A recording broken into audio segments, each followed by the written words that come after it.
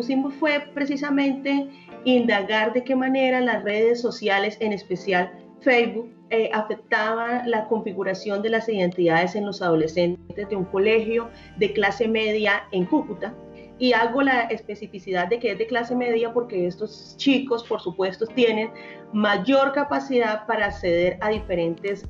gadgets tecnológicos, y por eso el uso de las redes sociales es más frecuente y es utilizado de diferentes maneras. Nosotros llegamos a la conclusión de que definitivamente esta red social, por ser una red en donde ellos muestran sus fotografías, comparten temas de interés, logran comunicarse con personas que, aunque no pertenecen a su mismo círculo social, sí tienen sus mismos gustos o sus mismas formas de ver el mundo. Pues definitivamente Facebook transforma esas identidades de estos adolescentes, que incluso llevándolos a ser permeados por otro tipo de costumbres, por otro tipo de culturas, y que se siguen expresando y siguen creciendo paulatinamente a través de sus expresiones comunicativas, de los emojis, de las diferentes formas de escribir, incluso las diferentes formas de expresarse a través de estas mismas redes sociales. El componente cuantitativo, elaboramos una encuesta a través de un grupo de expertos que nos reunimos y decidimos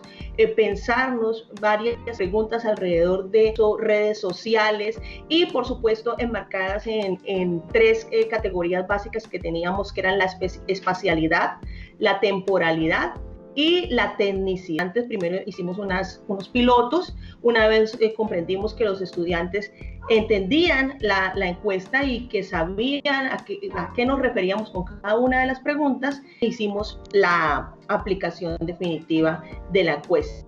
Posteriormente, cogimos algunos estudiantes para hacer entrevistas individuales donde quisimos profundizar a partir de esas respuestas que nos habían dado en la encuesta. Esta entrevista fue individual y también nos ayudó a profundizar más sobre las respuestas que nos habían dado los chicos a través de la encuesta. Esta investigación pues se hizo antes de la pandemia, y por supuesto que nos va a marcar a Facebook como la red social